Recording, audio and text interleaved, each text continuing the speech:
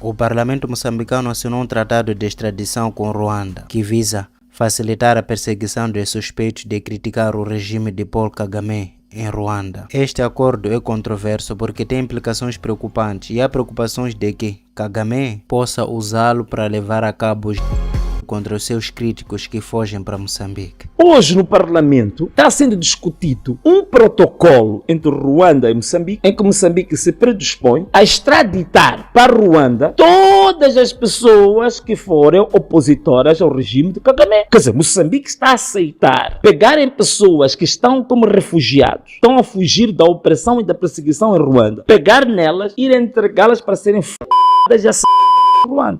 Eu vi há dias um post também, aquele fulano angolano que estava aqui. Mangena. Já foi. Houve um grande número de organizações de direitos humanos. Fizemos a luta até onde foi possível. Mas no fim da picada, o governo de Moçambique, violando a nossa própria Constituição. A nossa Constituição não permite aquilo que aconteceu. Toda a gente que está sendo perseguida por razões políticas, onde quer que seja, nós não podemos extraditar essa pessoa. Porque não há garantias de que essa pessoa vai para ter uma justiça, permite-se o termo, uma repetição justa. Portanto, o que está a acontecer, nós sabemos que o Mangena e a família estão aí para serem... Como é que um governo, uma soberania como Moçambique, manda uma família, um indivíduo, a sua esposa, seus 2 filhos, para irem para um país sabendo que vão ser... O que nós estamos a fazer?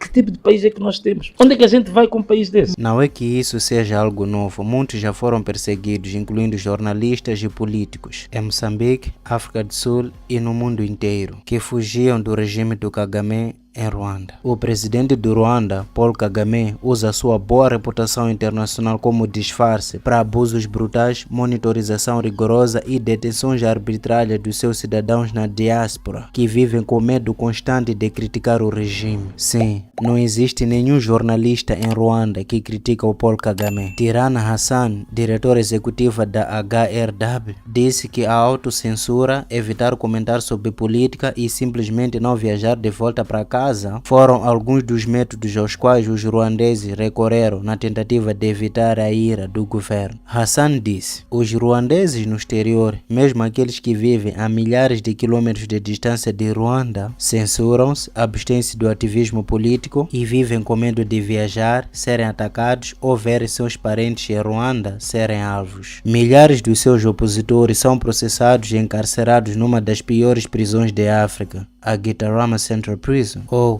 a prisão central de Gitarama. Kagame tornou-se presidente em 2000, tendo feito parte da Rwanda Patriotic Front e creditado com a reconstrução de um país que estava quase acabado pela Guerra Civil de 1994. Mais uma vez, temos um vídeo sobre isso. Ele está a buscar a reeleição no dia 15 de julho deste ano e tem grandes esperanças, uma vez que obteve 98,63% dos votos em 2017. Mas o que Ruanda e França estão a fazer em Cabo Delgado, além de explorar o povo? Desde a escassez de soldados e equipamentos na inquieta Cabo Delgado até a presença contínua de soldados ruandeses, explica por que Moçambique está longe de se manter seguro sozinho. Mas a escolha de Ruanda para manter Moçambique seguro é um dos maiores erros. E depois veja uma coisa, muita gente também só fala do Ruanda, nem imagina. Nós temos muitas forças aqui. Nós temos forças armadas de Portugal, temos forças armadas aqui da França, temos forças armadas da Inglaterra, temos forças armadas dos Estados Unidos, temos forças armadas aqui dos...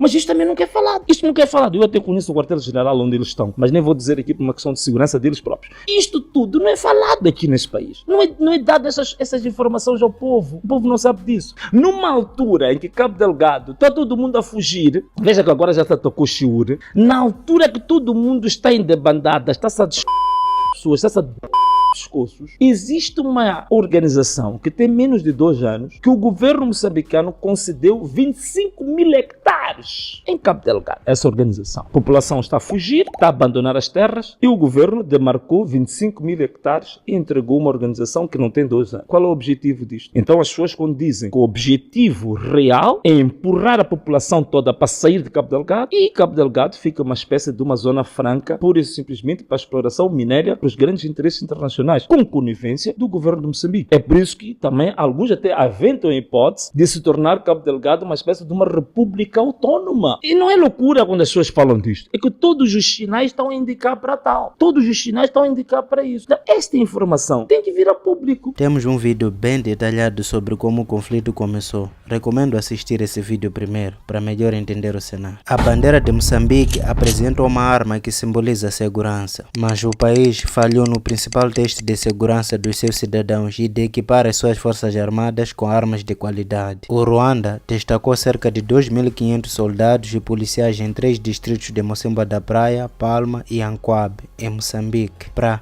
combater os insurgentes, onde o número aumentou em janeiro de 2023. Embora o Ruanda afirme que oferecerá ajuda a Moçambique enquanto precisar, a SADC, que também destacou cerca de 1.900 soldados como missão da SAMIM, tem estado a contemplar a sua saída devido às alegadas dificuldades financeiras. Mas o Ruanda não contempla o mesmo. Vai ficar. No caso da saída da SADC, Nampere exala a confiança de que as forças moçambicanas podem dar conta do trabalho. Estamos prontos para assumir todos os terrenos protegidos pelas forças da SADC, desde que deixem o país, disse ele em um discurso aos jornalistas que estavam integrados com os ruandeses em meados de dezembro. No entanto, a realidade no terreno é surpreendentemente diferente. O exército moçambicano é escasso, está mal equipado e a população não confia nele. Durante uma visita de uma semana a Palma e Mocimboa da Praia, alguns jornalistas dizem que nunca se depararam com dúzia de soldados moçambicanos. O mesmo pode-se dizer dos policiais. Em termos de veículos, apenas o antigo Toyota Land Cruiser do exército moçambicano, uma carinha de cabine dupla e um carro da polícia foram vistos naquela semana. Na central elétrica de Awas, em Mocimboa da Praia, que foi destruída pelos insurgentes e fornece eletricidade a 6 distritos da província de Cabo Delgado, um homem na casa dos 50 anos com uma arma de caça enferrujada pendurada nas costas, ao lado do operador da estação, era o único guarda da estação. Soldados ou policiais moçambicanos foram vistos segurando velhas espingardas AK-47. Borges Nyamire, analista de segurança de Moçambique, afirma que as queixas sobre soldados mal equipados continuam a ser um grande obstáculo na luta contra o terror. Poder-se-ia argumentar que esta é uma região onde as forças e o equipamento de Moçambique deveria ser visível, porque tem sido um teatro de guerra durante anos. The African Report relata: quando falamos extraoficialmente com o exército moçambicano, eles dizem que a razão pela qual não derrotamos os insurgentes não é porque não são fortes, mas por falta de equipamento. A ironia disso é que a corrupção que tem atormentado o governo moçambicano é parcialmente culpada. Ela acrescenta que os recursos atribuídos ao exército acabam nos bolsos das pessoas. Há um ciúme entre as duas forças. As forças moçambicanas a nível operacional pensam que o Ruanda veio substituí-las. O Ruanda, por sua vez, sente que não se pode confiar a informação aos moçambicanos e que esta vazaria para os insurgentes.